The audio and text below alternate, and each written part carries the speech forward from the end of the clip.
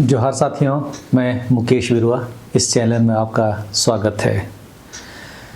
भारत की अर्थव्यवस्था के बारे में इन खबरों से आप अपने आप को कनेक्ट कर पा रहे हैं या नहीं ये तो पता नहीं, लेकिन इतना हल्ला किया जा रहा है मानो भारत दुनिया की सबसे तेज़ और बढ़ती हुई अर्थव्यवस्था बन गया हो। 8.2% का ग्रोथ और मोदी जी मुस्कुरा रहे हैं। दुनिया थम्स अप कर रही है, लेकिन क्या कभी आपने सोचा कि यही 8.2% का आंकड़ा कोविड काल के सबसे खराब साल से तुलना करके क्यों निकाला जा रहा है? प्रधानमंत्री ने इसे देश की कड़ी मेहनत और उद्यमशीलता का नतीजा बताया है, लेकिन क्या यह पूरी कहानी है? क्या ये आंकड़े ज़मीनी हकीकत बयां करती है या फिर एक ऐसी तस्वीर पेश कर रहे हैं जिसके पीछे का सच आप तक नहीं पहुंच पा रहा है? आज के इस विश्लेषण में हम इन आंकड़ों के पीछे छुपे गणित के मैजिक को समझेंगे, यानी मैथ मैजिक को समझेंगे। हम देखेंगे कि कैसे कोविड के दौर के वर्षों को आधार बनाकर हेराफेरी करके विकास दर को चमकदार दिखाया जा रहा है। अंतर्राष्ट्रीय मुद्रा कोष यानी कि IMF जैसी संस्थाओं ने भी भारत के आंकड़ों की गुणवत्ता पर सवाल उठाए हैं और उन्हें लगातार दूसरी साल भी C ग्रेड दिया है। सबसे पहले यह समझना जरूरी है कि IMF का C ग्रेड के क्या मायने हैं।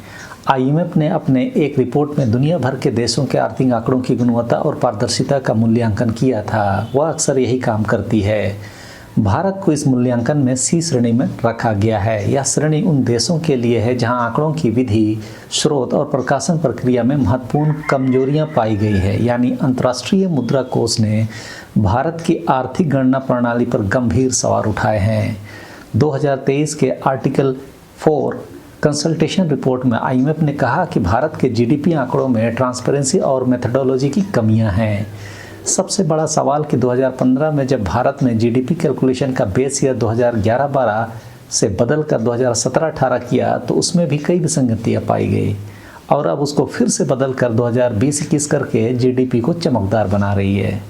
IMF ने नोट किया कि नए सीरीज में हाई फ्रीक्वेंसी इंडिकेटर्स और GDP ग्रोथ के बीच तालमेल या मेल नहीं हो पा रहा है।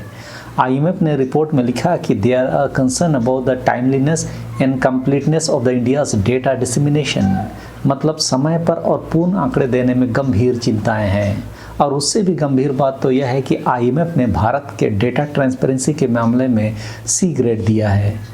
IMF की डेटा स्टैंडर्ड इनिशिएटिव में यह निम्नतम श्रेणियों में से एक है, जहां देश के आंकड़ों की विश्वसनीयता संदिग्ध मानी जाती है।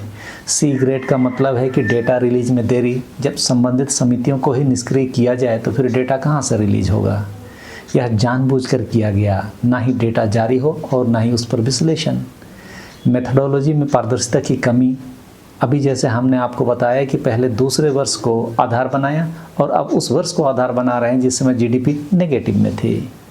रिवीजन प्रक्रिया में अनियमितता देखी गई। मतलब संबंधित जानकार लोगों को आंकड़े नहीं दिए गए तो फिर उसका रिवीजन कैसे होगा? सोर्स डेटा तक बहुत ही सीमित पहुंच दी गई। मतलब जो भी डेटा था या तो नहीं दिया गया या उतना ही दिया गया जितना वे लोग देना चाहते थे, जबकि ऐसे मामलों में संपूर्ण डेटा शेयर करना होता है। IMF ने साफ कहा कि अगर भारत को ग्लोबल निवेश का भरोसा पाना है तो आंकड़ों की गुणवत्ता में सुधार जरूरी है। आप मामले को समझ सकते हैं कि कितना निवेश भारत में अब तक हुआ है।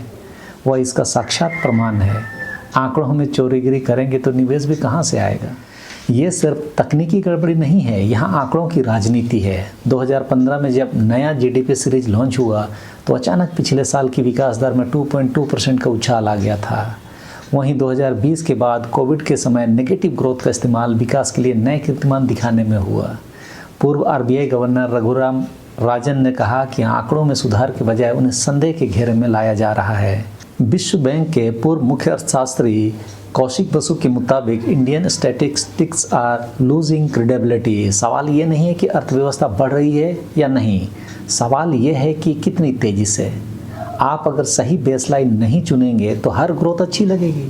2023 में जब सरकार ने कहा कि 8.2% की वृद्धि हुई तो RBI के पूर्व डिप्टी गवर्नर विरुल आचार्य ने साफ कहा कि आंकड़ा भ्रामक है, क्योंकि यह 2020-21 की गिरावट से तुलना में है।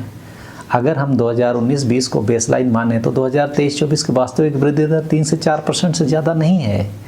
यही वजह है कि ज़्यादातर ग्लोबल एजेंसियां भारत की ग्रोथ प्रोजेक्शन को काटती जा रही है। आपके जब आंकड़े गलत हैं तो इसके नतीजे भी काफ़ी गंभीर होते हैं।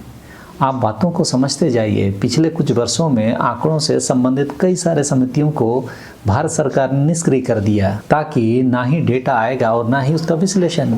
IMF वही बात कह रहा है। इसका सीधा सा मतलब है कि दुनिया की एक प्रमुख वित्तीय संस्था भी भारत के आंकड़ों की विश्वसनीयता पर पूरी तरह से मुहर नहीं लगा पा रही है।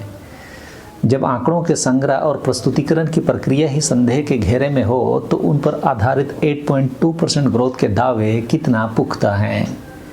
अब हम आते हैं उस मुख्य मुद्दे पर जिसे बेस इफेक्ट या आधार प्रभाव कहते हैं। सरल शब्दों में, अगर किसी वर्ष अर्थव्यवस्था बहुत नीचे गिर गई, जैसे कोविड के दौरान में 2020-21 में, तो अगले साल नीचे गिरे हुए स्तर से तुलना करने पर विकास दर बहुत ऊंची दिखाई देगी। इस उदाहरण से आप समझ सकते हैं। मान लीजिए 2020 में एक कारोबार 100 का टर्नओवर का था, कोविड में यह घटकर 80 रह गया, लेकिन अगले साल यह 90 तक पहुंच गया। उसी में मोदी सरकार कह रही है कि देखो 12.5% की वृद्धि, उसका मजा लो। लेकिन असलियत ये है कि अभी भी पहले के स्तर से नीचे ही है, क्योंकि 90 100 से तो कम ही है ना।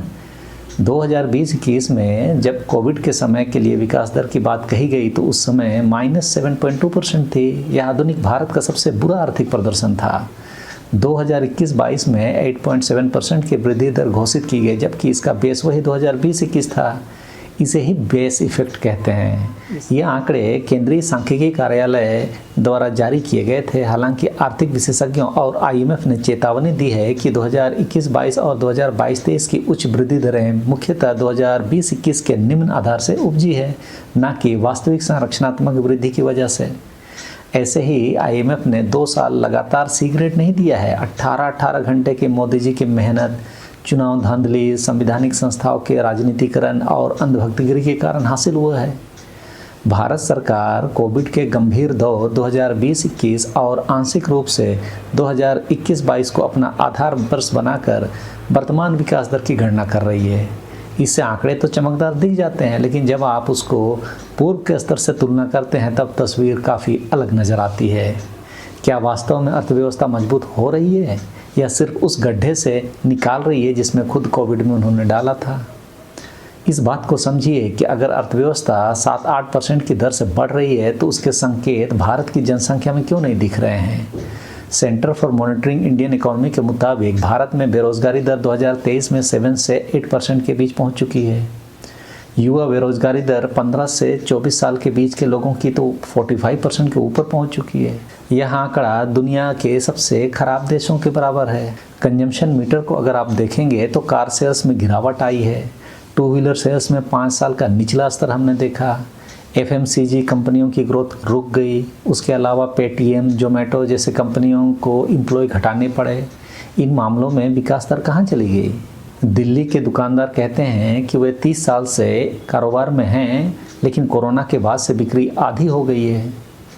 उसका कारण है बहुत सारे लोग तो ऑनलाइन भी लेने लगे हैं और खरीदने की शक्ति भी नहीं है। लेकिन सरकार कहती है कि अर्थव्यवस्था बढ़ रही है, पर उनके दुकानों पर तो ग्राहक ही नहीं आ रहे हैं।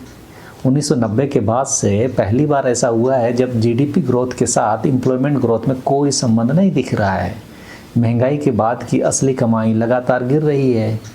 यह है वास्तविकता जो आंकड़ों की किताबों में नहीं बल्कि सड़कों पर दिखती है।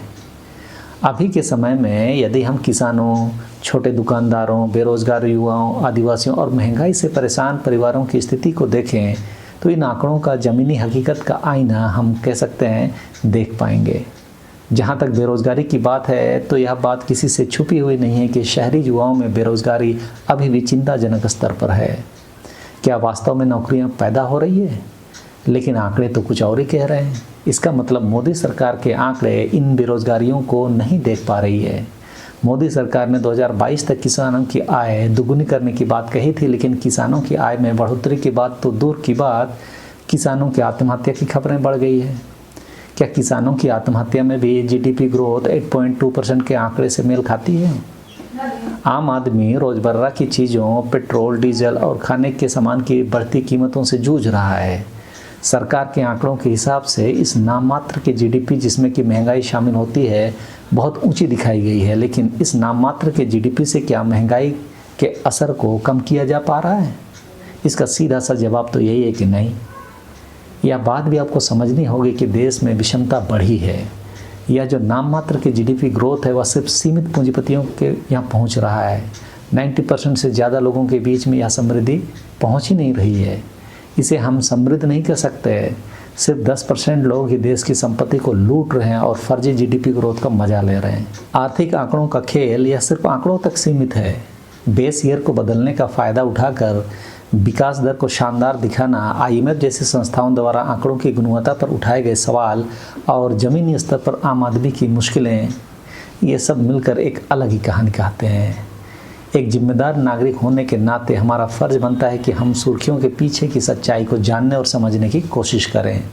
सवाल पूछना लोकतंत्र की ताकत है।